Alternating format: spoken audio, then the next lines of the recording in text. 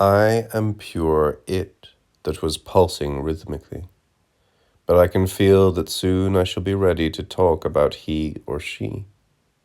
I'm not promising you a story here, but there's it, bearable. It is soft, and is oyster, and is placenta. I am not joking because I am not a synonym. I am the name itself. There is a thread of steel going through all that I am writing you. There's the future, which is today. My vast night goes by in the primary of a latency. The hand touches the earth and listens hotly to a heart pulsing.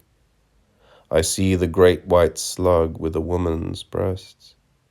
Is that a human entity? I burn it in an inquisitorial bonfire.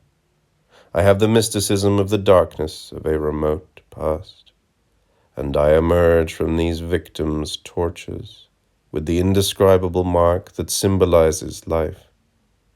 Elemental creatures, dwarves, gnomes, goblins, and sprites surround me. I sacrifice animals to collect the blood I need for my witching ceremonies.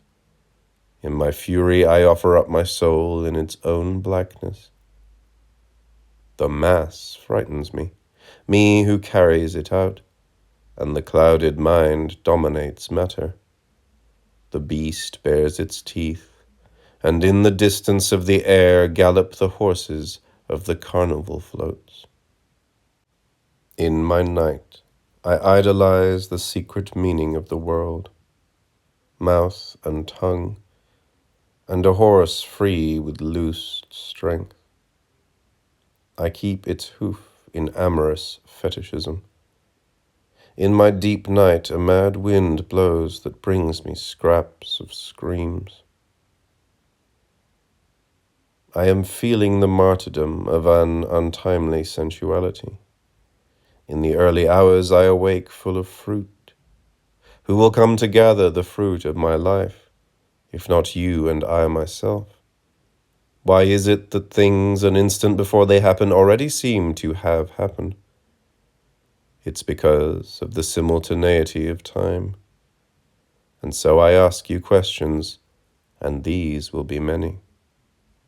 Because I am a question. And in my night I feel the evil that rules me. What is called a beautiful landscape causes me nothing but fatigue. What I like are landscapes of dry and baked earth, with contorted trees and mountains made of rock, and with a whitish and suspended light. There, yes, a hidden beauty lies. I know that you don't like art either. I was born hard, heroic, alone, and standing. And I found my counterpoint in the landscape without picturesqueness and without beauty. Ugliness is my banner of war. I love the ugly with the love of equals, and I defy death. I am my own death, and no one goes further. The barbarian within me seeks the cruel barbarian outside me. I see in light and dark eye the faces of people flickering in the flames of the bonfire. I am a tree that burns with hard pleasure. A single sweetness possesses me, complicity with the world. I love my cross, which I painfully carry. It's the least I can make of my life, accept commiserably the sacrifice of the night. The strangeness takes me. So I open the black umbrella and throw myself into a feast of dancing where stars sparkle. The furious nerve inside me and that contorts, until the early hours come and find me bloodless. The early hours are great and eat me. The gale calls me. I follow it and tear myself to pieces. If I don't enter the game that unfolds in life, I shall lose my own life in a suicide of my species. I protect with fire the game of my life. When the existence of me and of the world can no longer be borne by reason, then I loose myself and follow a latent truth. Would I recognize the truth if it were proven? I am making myself. I make myself until I reach the pit. About me in the world I want to tell you, about the strength that guides me and brings me the world itself, about the vital sensuality of clear structures, and about the curves that are organically connected to other curved shapes. My handwriting and my circumvolutions are potent, and the freedom that blows in summer has fatality in itself. The eroticism that belongs to whatever is living is scattered in the air, in the sea, in the plants, in us, scattered in the vehemence of my voice. I write you with my voice, and there is a vigor of the robust trunk, of roots buried in the living earth, that reacts, giving great sustenance. I breathe the energy by night. And all this in the realm of the fantastic. Fantastic. The world for an instant is exactly what my heart asks. I am about to die and construct new compositions. I'm expressing myself very badly, and the right words escape me. My internal form has been carefully purified, and yet my bond with the world has the naked crudity of free dreams and of great realities. I do not know prohibition. And my own strength frees me, that full life that overflows me. And I plan nothing in my intuitive work of living. I work with the indirect, the informal, and the unforeseen. Now in the early hours I am pale and gasping for breath, and have a dry mouth, dry in the face of what I achieve. Nature in choral canticle, and I dying. What does nature sing? The last word itself that is never again I. The centuries will fall upon me, but for now a fierceness of body and soul that shows itself in the rich scolding of heavy words that trample one another. And something wild, primary, and enervated rises from my swamps, the accursed plant that is about to surrender to God. The more accursed, the nearer toward the God. I deepened myself in myself and found that I want bloody life, and the occult meaning has an intensity that has light. It is the secret light of a knowledge of fatality, the cornerstone of the earth. It is more an omen of life than actual life.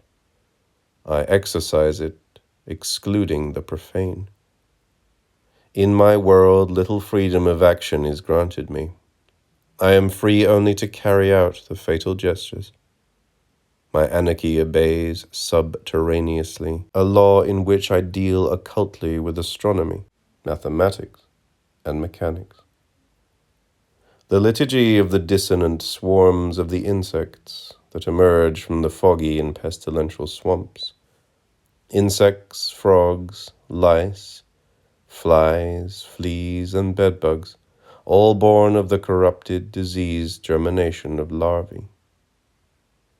And my hunger is fed by these putrefying beings in decomposition. My right is a purifier of forces, but malignancy exists in the jungle. I swallow a mouthful of blood that fills me entirely.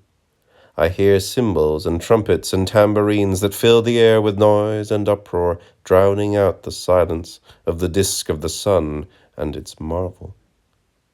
I want a cloak woven from threads of solar gold. The sun is the magical tension of the silence.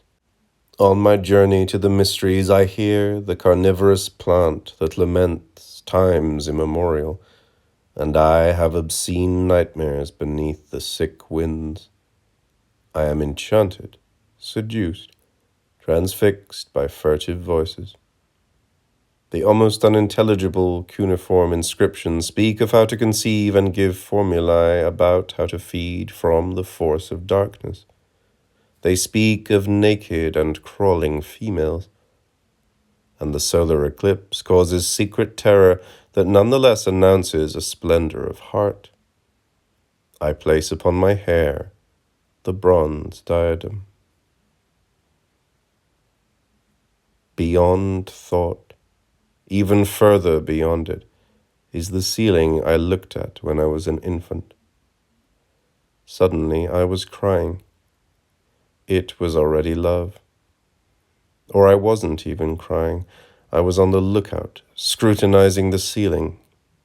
The instant is the vast egg of lukewarm entrails. Now it's early morning again. But at dawn I think that we are the contemporaries of the following day. May the God help me.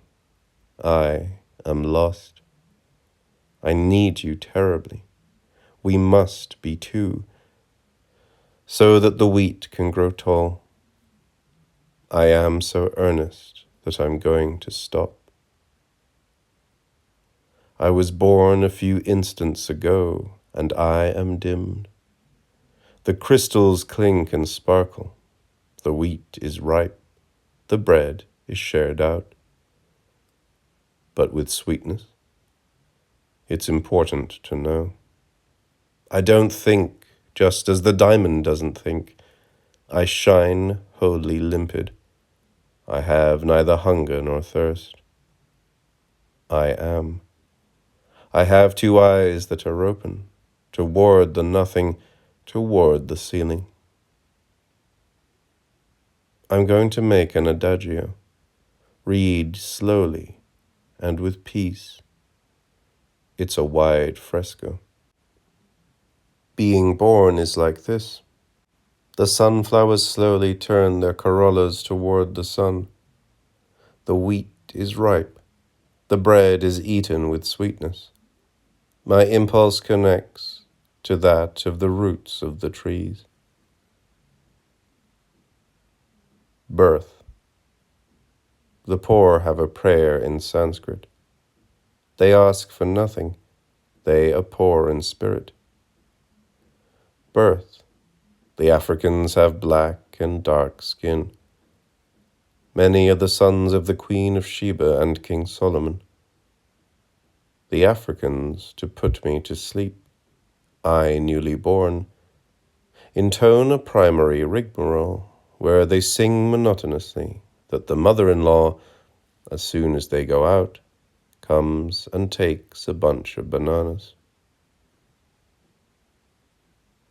There's a love song of theirs that also says monotonously, the lament I make my own.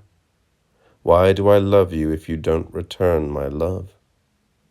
I send messengers in vain. When I greet you, you hide your face from me. Why do I love you if you don't even notice me? There is also a lullaby for elephants who go bathe in the river. I am African. A thread of a sad and wide and sylvan lament runs through my voice that sings to you. The whites whipped the blacks, but as the swan secretes an oil that makes its skin impermeable, in that way the black's pain cannot enter and does not hurt. You can transform pain into pleasure. A click is enough. Black swan. But there are those who starve to death, and all I can do is be born. My rigmarole is, what can I do for them? My answer is, paint a fresco in adagio. I could suffer the hunger of others in silence, but a contralto voice makes me sing. I sing dull and black. It's my message of a person alone. A person eats another from hunger, but I fed myself with my own placenta. And I'm not going to bite my nails, because this is a tranquil adagio. I stopped to drink cool water. The glass at this instant now is of thick-faceted crystal and with thousands of glints of instants. Our objects halted time. The moon is still full. Clocks stopped, and the sound of a hoarse carillon runs down the wall. I want to be buried with the watch on my wrist, so that in the earth something can pulse time.